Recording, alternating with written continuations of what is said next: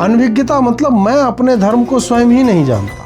मैंने संक्षिप्त महाभारत पढ़ा, मैंने संक्षिप्त रामायण पढ़ा स्कूल में। मुझे किसी ने नहीं कहा कि इतना बृहद है, इसको इसकी पूर्णता में जानना चाहिए। मैंने सीरियल देखा जिसमें अंधे का पुत्र अंधा डाला हुआ है, जो कि है ही नहीं महाभारत में कहीं पे। जो स्फटिक वाला जो महल है उसको लेकर के, या अन्य तरह के डायलॉग्स जो हैं, जो संवाद जो नाटकीयता में जोड़े गए हैं, जो नहीं है उसको मेन स्ट्रीम कर दिया गया। कर्ण के व्यक्तित्व को उभारा जा रहा है, और ऐसे में हम तो क्षुद्र मनुष्य हैं एक तरह से।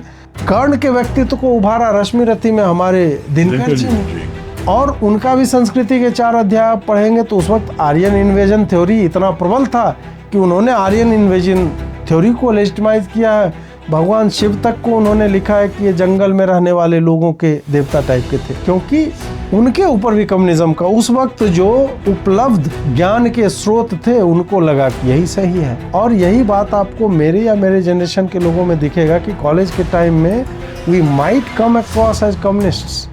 अब मैं कम्युनिस्ट कभी था नहीं, लेकिन कुर्ता पहनता था तो उस वक्त के फोटो को देख करके, और रेबेलियस नेचर था तो कम्युनिस्ट मान लेते हैं लोग। अनभिज्ञता की बात मैंने इसलिए भी की कि मेरे 2012-13 के आपको ट्वीट मिलेंगे 1-2, जिसमें मैंने कुरान को समझने का दावा किया है कि कुरान में तो अच्छी अच्छी बातें लिखी है। पढ़ा कभी नहीं, लेकिन चूंकि मैं जिन लोगों के साथ था उन्होंने कहा कि तो बढ़िया चीज है, तो मैं, और इस तरह से करते हुए बहुत सारे लोग जो क्रॉस गले में पहन रहे हैं, ये सारा कुछ हम सब ने किया। और फिर हमने देखा कि नहीं यार, जब अनभिज्ञता, मैंने इसलिए बोला कि वो नॉलेज फिर आने लगा।